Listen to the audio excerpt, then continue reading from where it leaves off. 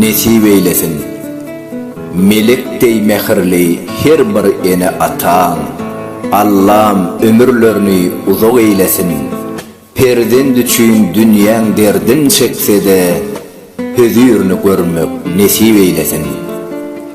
Beyik Allah'ın ömür veren çağına, belent bolsun ruhu köngül dağından, uzak yıllap yetiştiren bağından, meyvesini görmek nesip eylesin.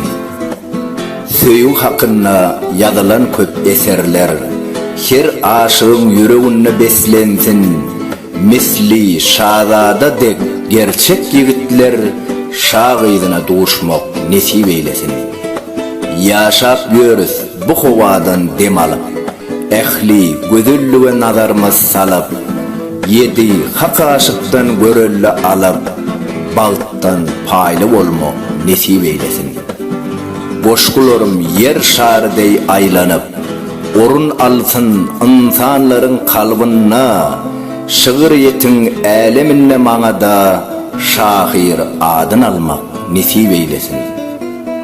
Autori Salih Halmurado, Alpbarcı Toyçu Hekimov.